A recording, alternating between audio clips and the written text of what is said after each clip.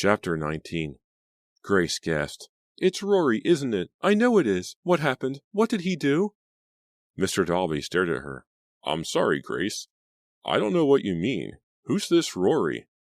"Never mind that now, Daddy," Reva cried. "You look so upset. What is it?" "Take off your coat and come into the living room," her father told her. "Grace, if you'll excuse us." "What? Oh, sure." Grace hurried toward the stairs. "See you upstairs, Reva." Reva tossed her jacket on the foyer table and followed her father into the living room. What was going on? Mr. Dalby stood in front of the fireplace and gazed sternly across the room at her. "Daddy, tell me what happened," Reva pleaded. "Is it Michael? Is something wrong with him?" "Your brother is fine," Mr. Dalby snapped. "No, this is about you, Reva." "Me?"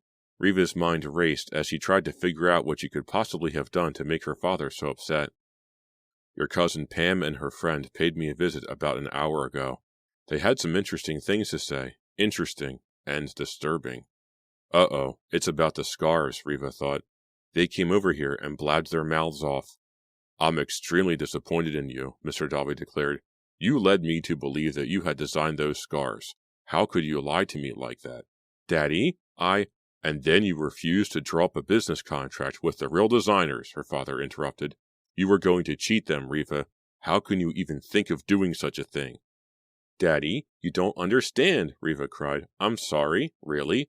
I didn't mean to make you think I designed the scarves, and I didn't refuse to make a business arrangement with Pam and Willow. I planned to be very fair with them. It's all a big misunderstanding. I was going to tell you everything." "Oh, why didn't you?" "I just got so busy," she explained. "I want the scarf show to be absolutely perfect, and it's a lot of work to do in just a couple of days, and then—" "Yes?" Reva lowered her eyes and sniffed. "Then Tracy was killed," she continued in a quivery voice. "It was so horrible, I forgot to tell you about Pam and Willow." Mr. Dalby remained silent. Reva kept her head down and peered up at him through her eyelashes. Good. He didn't look so grim anymore. He was definitely softening up. "I'm sorry," she repeated softly. "I didn't mean to disappoint you." "Well," her father cleared his throat.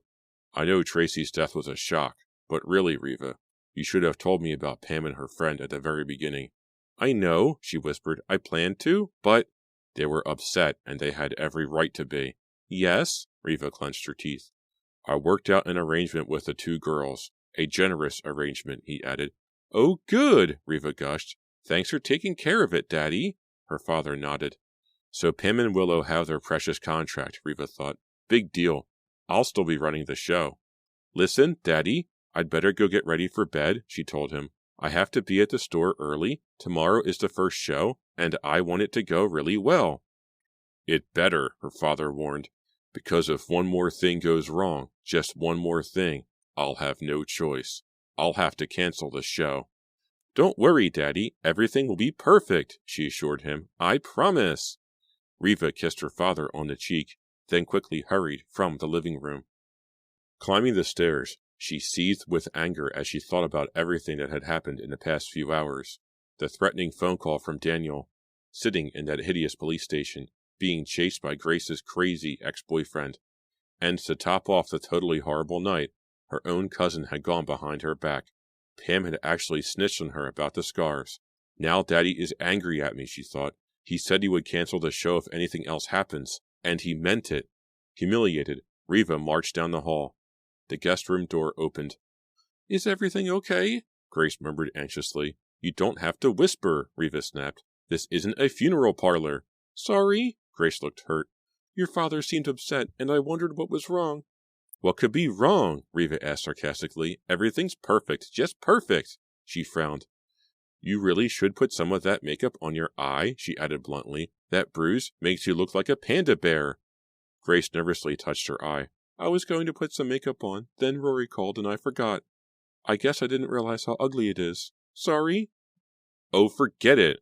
Reva took a deep breath. "I'm going to bed. See you tomorrow." Grace slipped back into the guest room, and Reva strode away, still annoyed. Grace was such a mouse. She probably shouldn't have snapped at her like that, but she couldn't help it. On second thought, maybe she should keep snapping at her. Then Grace might pack her bags and go home. Fat chance, Reva thought as she entered her room. The way things were going, Grace would probably move in for good. As Riva crossed the room toward her closet, the phone rang. She hurried to the nightstand, then stopped, biting her lip. It might be Daniel again. What had he said at the police station? Sooner or later you'll get what's coming to you? I definitely don't need another call from him. Or it could be Rory. He's going to kill you too, Grace said. The phone rang again. Riva's hand hovered in the air. Should she answer it? Chapter 20. Get a grip, Riva told herself. If it's Daniel again, the police will slap him in jail so fast he won't know what hit him. And if it's Rory, use caller ID and get him out of Grace's life, and yours. Riva took a deep breath and picked up the phone. Who is it? She demanded in a cold voice. It's me, Riva. Grant. Grant? Riva sank down onto the bed, sighing in relief. What a nice surprise. Who were you expecting? He asked. Whoever it was, better look out. You sounded ready to bite their head off. I was, but never mind that, Riva told him. She fluffed up her pillows and stretched out on the bed. I'm so glad you called. I've had absolutely the worst night of my life. Plus, I'm so stressed about the show tomorrow. She smiled into the phone. I'll bet you called to wish me luck? That's so sweet. Yeah, I do wish you luck. Grant hesitated, but that's not exactly why I called. Oh? Grant paused again. Riva frowned. What was the matter with him? You what? She asked. Well, the thing is, I went home after our date this afternoon, and I still felt really guilty about Liza, Grant told her in a rush. And I think you and I should stop seeing each other. Excuse me? Riva sat up. How can you say that? I thought you cared about me. I do, Grant insisted.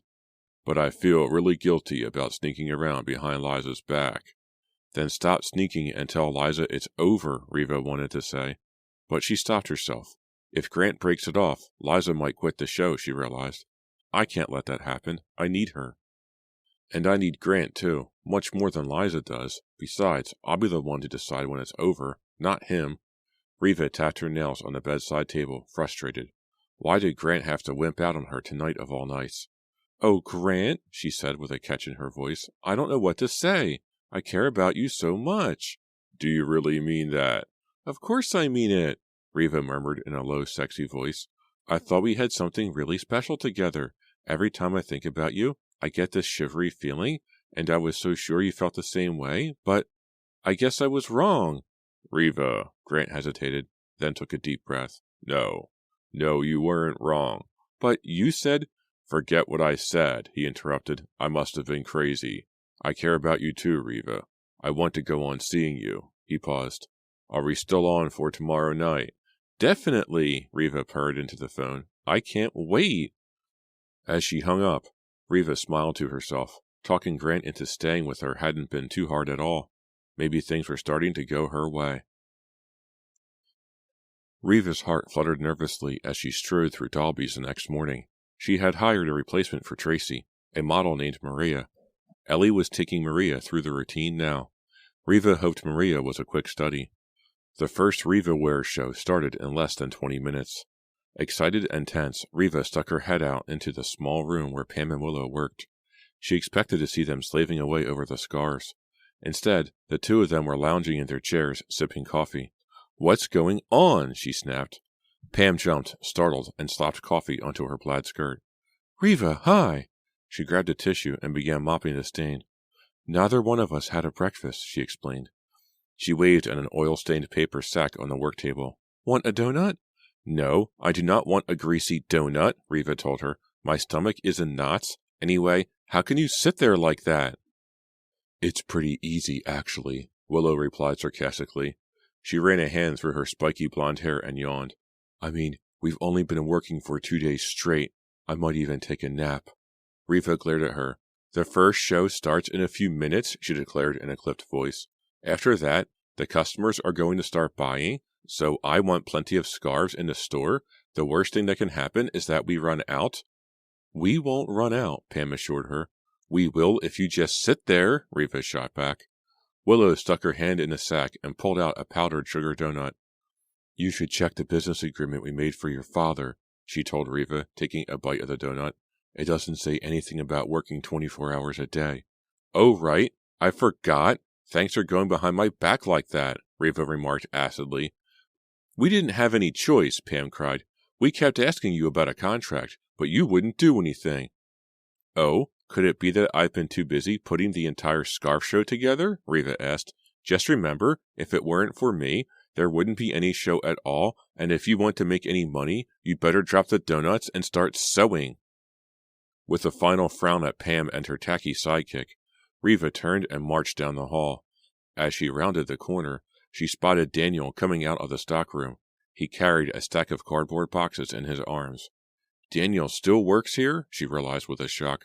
Remembering what he said last night, she felt a sudden chill. Sooner or later, you'll get what's coming to you. Is that why he's sticking around? To make trouble for me? Well, we'll see about that, she told herself. As soon as the show is over, I'll get Daddy to fire him. Daniel glanced up at Riva. He stopped and stared at her. Riva walked on by as if he didn't exist. As far as she was concerned, he didn't.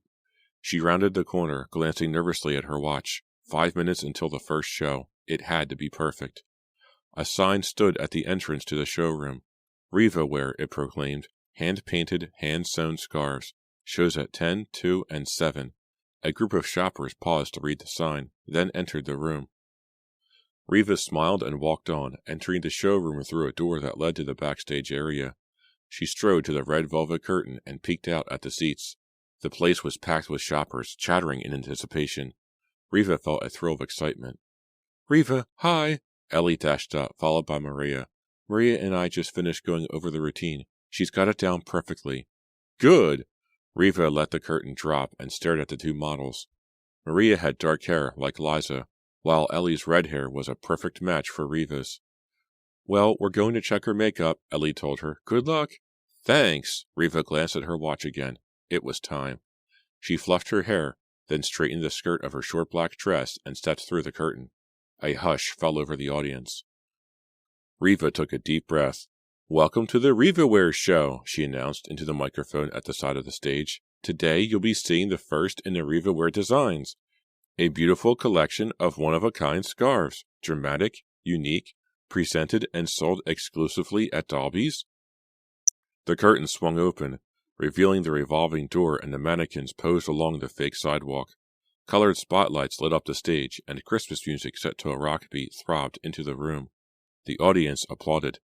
The music became lower, and Riva spoke into the microphone again. Our first model is Liza, she announced, waving her arm toward the revolving door. The music swelled. The audience gazed at the door. 3 seconds passed. No one came through the door. The audience waited. Still no Liza. Riva felt her face flush with embarrassment. What is Liza doing? How could she miss her cue and humiliate me like this? 3 more agonizing seconds dragged by.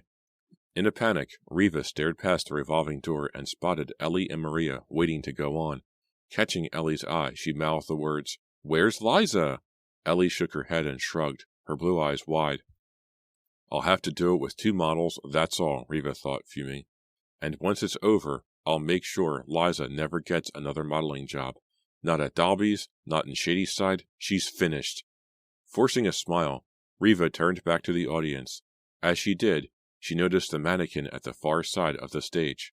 The spotlights didn't quite reach it, and most of it remained in shadow, but enough of it showed for Riva to see that it was tilted on its pole. The tail end of a green Riva Wear scarf dragged at the floor at its feet.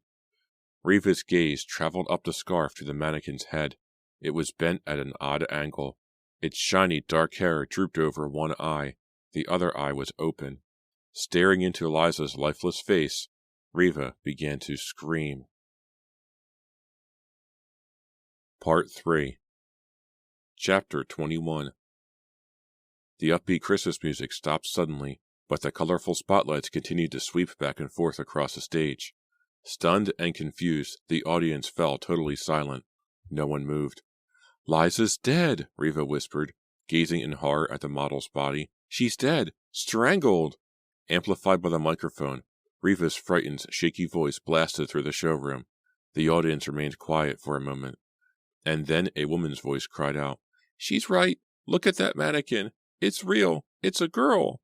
Riva clutched the microphone and gaped in horror at the murdered model, at the green scarf, knotted so tightly around her neck, at her head, cocked at a weird angle, at her staring brown eye, her body held up by a pole stuck through her back, the pool of blood at her feet drying to a rusty red. The showroom erupted with shrieks and screams. Feet pounded and chairs crashed to the floor as frightened shoppers began to race from the room. Dizzy and horrified, Riva gripped the microphone with both hands to keep herself from falling. I have to get out of here, she thought. I have to get out, or I'll be sick. But she couldn't move. Her heart raced, but her legs felt frozen. All she could do was stare. Ellie, her red hair blazing under the spotlight, stepped close to Liza. She reached out to touch the dead girl, then yanked her hand away and began to cry. Maria stood nearby, her face white with shock. Riva tore her eyes away from Liza and gazed out at the showroom. Panicked shoppers screamed and shoved one another in a frenzy to get out. A woman bumped against an overturned chair and fell to her knees. Another shopper slammed into her and knocked her to the floor, then scrambled over her and raced on. Riva turned her head away and noticed two figures standing inside the doors at the far end of the room. Two people, not moving, not panicked or screaming, just watching. Pam and Willow, staring straight ahead, their faces blank, without any emotion at all. Riva felt a chill. How can they look on so coldly? Don't they care what happened? As if they felt her staring at them, Pam and Willow shifted their gaze to Riva. Their eyes were as blank and empty as their faces. Riva shuddered as another chill ran down her spine. With a cry, she finally let go of the microphone, then turned and ran through the door at the side of the stage. With every step she took, she felt Pam's and Willow's eyes on her back. Almost 2 hours later, Riva left the storage room where the police were questioning people. She closed the door with a sigh. She felt dazed and exhausted. What's the matter with the cops anyway? She wondered as she pulled on her coat. They should be out catching the killer, not wasting time asking me questions. The killer. Riva shivered. Tracy and Liza, both murdered. Both of them models in my show. Am I next? Is someone out to get me? Footsteps rounded the corner. Riva jumped, then gasped in relief as she saw Grant coming toward her. He walked slowly, his shoulders slumped and his face filled with sorrow. Grant! Riva cried. Running down the hall, she threw her arms around him. I'm so glad you're here. This is awful, so awful. I know, he murmured, his voice shaky. I just talked to Liza's parents. I'm so upset, Riva said, pressing against him. 2 murders? I just can't believe this is happening. It was so horrible seeing Liza hanging there like Tracy. I thought I was going to faint. Riva nuzzled her head under his chin and pressed closer, waiting to feel his arms wrap around her. But Grant just stood there, his arms hanging at his sides. Please, Grant, hold me, she pleaded. I'm so scared. Grant sighed and patted her on the shoulder. Riva frowned. She needed much more comfort than a weak pat on the shoulder. She raised her head and stared at him. Grant gazed past her, his dark eyes troubled. Hey, Riva said, didn't you hear me? I really need you to hold me right now. Grant took a shaky breath. I can't do that, Riva. I feel so terrible. I just can't. You feel terrible? How do you think I feel? Riva demanded. I know, but I really cared about Liza, Grant murmured. I can't believe this happened. I feel so guilty, so empty, so guilty. His voice trailed off and he hung his head. Grant, it's awful about Liza, but she's dead? Riva grabbed his arms and gave him a little shake. I'm the one who needs you now? Liza needed me, and I wasn't there. Suddenly furious, Grant glared at her. Don't you get it? I wasn't there. So be here for me, Riva told him. I can't. I feel too guilty. The anger disappeared from Grant's voice, and he lowered his gaze again. Too guilty, he muttered. Too empty. Riva stared at him in disgust. I don't believe this. I came to you for sympathy, and all you can do is whine about how guilty you feel? Riva, Oh, forget it, Riva cried. If you're going to fall apart, do it somewhere else. Spinning away from him, Riva hurried off, leaving Grant alone in the middle of the hall. What a wimp, she thought, boo-hooing about how guilty he feels when I'm having such an awful time. Disgusted and angry, Riva strode out to the parking lot. She'd go home and take a hot bath and try to forget this horrible day ever happened. As she turned the Miata onto Division Street, a dark-colored car pulled away from the curb and began driving behind her. The light at the corner flashed to yellow. Riva pressed the gas pedal so she wouldn't get caught at the red. A horn honked loudly. Riva glanced in the mirror again. The dark car had shot through the red light and was right behind her again. Riva gripped the steering wheel nervously. Was she being followed? You're being paranoid, she told herself. Or are you? There have been 2 murders, both very close to you. Why shouldn't you worry? They might be coming after you, too. You could be next. Riva checked the mirror. The dark car was still on her tail. Another car was coming up on her right. She let it pull ahead. Then she twisted the wheel and swerved into the right lane, screeched around a corner and zipped down a side street. Breathless, she glanced up at the mirror. The dark car was nowhere in sight. Relieved, Riva drove on. She took a roundabout way home, checking her mirror every few seconds until she finally pulled into her driveway. Frightened and edgy, she hurried inside and up the stairs. I'll call Daddy before I take that bath, she decided. Maybe the police have caught a suspect by now. If they haven't, I'll tell them about the car following me. As Riva passed the guest room, she heard Grace's voice cry out, Rory, you have to stop calling me. I'm begging you, just go home and leave me alone. What? No. Listen, Rory. Riva kept walking. I absolutely have to get rid of that girl. Things are bad enough without her and her psycho boyfriend around. In her room, Riva shrugged out of her coat and let it fall to the floor. Then she headed straight for the phone to call her father. Please tell me the police have caught somebody, she thought. If they have, then this whole nightmare will be over. She sat tensely on the bed and picked up the phone. Grace's frantic voice came over the line. Rory, please don't say that. Please, just stop threatening me. Riva frowned, but as she started to lower the phone, a second voice came on the line. The time is 11:45 and 20 seconds, it said. The temperature is 30 degrees. Need a wake-up call? Dial 555 WAKE. Huh? Riva scowled at the phone. What's going on? Why is Grace talking to the weather line? No, Rory, Grace's voice called. You can't keep following me like this. It's over, don't you understand? Then the recorded voice again. The time is 11:45 and 40 seconds. The temperature... Grace's voice broke in, pleading desperately. Leave me alone, Rory. Leave me alone. Stop calling me. As the time and temperature repeated and repeated. Chapter 22. As the voice announced the temperature again, Riva slowly hung up. She stared at the telephone, her heart pounding. Grace had been faking that call to Rory. But why? It didn't make any sense. Grace hated Rory. Why would she pretend to talk to him when he wasn't there? Riva frowned as a new thought occurred to her. Had Rory ever called? Had Grace been faking everything? The calls, the threats, the black eye? No, she couldn't have, Riva told herself. Grace wouldn't give herself a black eye. Would she? I don't know Grace that well, Riva thought. We've been roommates for 3 months, but what do I really know about her, except that she's kind of shy and mousy, and that her ex-boyfriend beat her up? Or did he? Riva shivered, confused and suddenly frightened. Who is Grace? What kind of person did I invite home for Christmas? Well, there is one way to find out, she decided. Talk to Grace's mother. Climbing off the bed, Riva crossed to the closet and dug out one of her duffel bags. Inside were some class notebooks and the Smith student directory. She pulled out the directory and returned to the bed. Miller, Morgan, there it was, Morton. Grace Morton and the telephone number. Riva gently lifted the phone. The dial tone sounded in her ear. Grace had finished her crazy, one-sided conversation. Punching in the number, Riva sat tensely as the phone rang at Grace's house. A woman answered on the second ring. Mrs. Morton? Riva asked. Yes? This is Riva Dalby, Grace's roommate. Oh, yes, Mrs. Morton exclaimed. I'm glad you called. I haven't heard from Grace, and I've been wondering how everything is going. You haven't heard from her? Riva asked. So Grace lied before when she said she'd been talking to her mother. Had she lied about everything?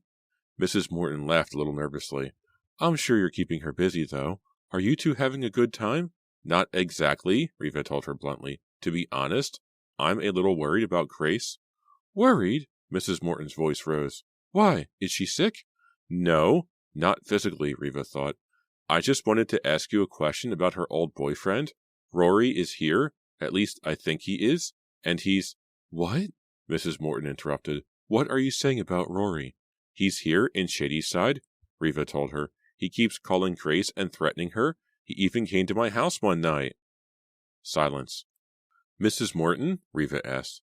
A low moan came over the phone. "Oh no, not again," Grace's mother cried. "What? What do you mean?" Reva demanded. "What's going on?" Mrs. Morton drew a shuddering breath. "Listen, Reva. Listen carefully. Rory isn't calling Grace. He is not calling her. Do you hear me?" "Yes," Reva replied, gripping the phone in fear. She already guessed that, but it didn't make her feel any better to know she was right. "Please, Mrs. Morton, tell me what's going on." "Rory is dead," Grace's mother said, her voice trembling. "He died 2 years ago in a terrible accident." She fought down a sob. "Grace killed him." Reva felt the blood drain from her face. "But you said it was an accident," she cried. "It was, but Grace killed him. Get a doctor, Reva," Mrs. Morton told her. "My poor daughter. I thought she was over it." "You thought wrong," Reva felt like shouting. This was worse than she'd expected, much worse. She'd actually invited a killer home for the holidays. "Get a doctor," Mrs. Morton repeated. "And Reva?"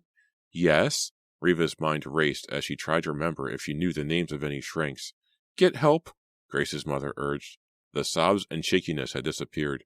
Now her voice was strong and insistent. "You have to call the police." The words hit Reva like a splash of icy water. "Grace could be dangerous," Mrs. Morton declared. "You must get the police. She could be very dangerous. Reva?" "Yes, okay." Reva's heart thundered in her ears. "I'll get help, Mrs. Morton, and I'll call the police right now." "But don't let them hurt her," Mrs. Morton pleaded. "She's sick. She doesn't know what she's doing. I'm going to call her old psychiatrist. Maybe I can convince him to come with me to Shadyside." "Okay," Reva repeated, in a panic to get off the phone and get some help. "I'll take care of it." Without saying goodbye, Reva hung up. As she did, a shadowy movement caught her eye. She glanced up and froze. Grace stood in the doorway, her brown eyes narrowed to slits, her face tight with fury. Chapter 23. "Grace," Reva gasped, "you scared me." She tried to cover her fear with a laugh. "I mean, I didn't know you were out in the hall. I didn't hear you coming." Get rid of her, quick, she told herself. Get her out of the room and call the police. "Listen, Grace, I was just about to take a bath," she said. "After I'm done, why don't we—" "No." Grace stepped into the room and slammed the door. Reva jumped. "There's no time. No time for anything," Grace declared frantically. "Rory's coming. He's coming to kill us both." "But—" "Are you deaf?" Grace shouted. "Rory called. He's on his way to kill us, and you want to take a bath?" She didn't overhear my conversation, so I'll play along, Reva thought. Humor her. "He can't get in, Grace," she said, trying to keep her voice from shaking. "Remember, the guard and the dogs will keep him out." "You're wrong," Grace insisted. She moved farther into the room, closer to the bed. Reva's heart thundered. Her mouth went dry. Grace took another step. "Nothing will keep Rory out, Reva. Nothing. He'll kill the guard, you know. He'll kill the dogs, too." "No, he won't," Reva cried. "Trust me, Grace, he can't get past them." Grace raked a hand through her hair and ground her teeth. "You don't know what you're talking about," she shouted, moving another step closer to the bed. "You don't have a clue." "Yes, I do. I know Rory is dead." Reva blurted out the words without thinking. Grace stopped, one hand still clutching her brown hair. "I just finished talking to your mother," Reva told her. "She explained about Rory, about the accident. I know he can't hurt anybody because he's dead." Grace's arm dropped to her side. She frowned and shook her head, a confused expression on her face. "You're safe, Grace," Reva continued quietly. "Really? Your mom is going to call your doctor? He'll come and explain everything to you? You're safe. You don't have to be scared." I don't have to be scared," Grace repeated. "That's right," Reva agreed. "Now turn around and go away, Grace," she urged silently. "Far away." "I don't have to be scared," Grace chanted. Then she took another step, her eyes glittering wetly. "But you do, Reva," she shouted. "You do." "No." "Rory is through with me," Grace shrieked, "but he's still coming. I know he is. He's coming to kill you, Reva." "Okay, enough fooling around and try to play shrink," Reva decided. "Time to call the police." She picked up the telephone. "I'm going to get help, Grace." "No." Grace dove for the telephone. Reva hung on to it and jumped to her feet. With a cry, Grace grabbed hold of the phone cord and yanked it out of the wall. Reva screamed. Grace tore the phone from Reva's hands and heaved it across the room. It bounced off the wall and crashed onto the dresser, shattering a bottle of perfume. "No help for you," Grace shouted. "Rory is going to kill you. He's going to kill you now, like he killed Tracy and Liza." Reva's heart seemed to skip. Tracy and Liza? Grace killed them? And now she's going to kill me? Reva began to edge her way along the side of the bed. If she could make it to the end, she might be able to slip past Grace and run for the door. Had Grace locked them in? She didn't know, but she had to try. Reva took another cautious step. Grace didn't seem to notice. Her head was lowered as she fumbled for something in the pocket of her jeans. Reva edged sideways again. Grace's head snapped up. Her hand came out of her pocket, clutching something. Reva froze, terrified. Grace held a long, green scarf in her hands. "Rory is going to kill you, Reva?" Grace twisted the ends of the scarf around her palms and snapped it in the air. "He's going to kill you?" Reva broke for the door. Grace leaped in front of her, cutting her off. With a cry, Reva whirled around and started to race for the bathroom. She was only 2 steps away when she felt the soft, silky scarf wrap around her neck. "No!" she gasped. She brought her hands up to her throat, hoping to get her fingers underneath the scarf. Too late. Panting in fury, Grace tightened her grip on the scarf and yanked hard. Reva gagged. She dragged air in through her nose, but not enough. Not nearly enough. The scarf tightened again. Reva grabbed hold of Grace's wrists and tugged. But Grace didn't budge. She held on, pulling the scarf tighter. The silky scarf felt like a wire slicing into Reva's neck, slicing deep into her throat. Tighter. Tighter.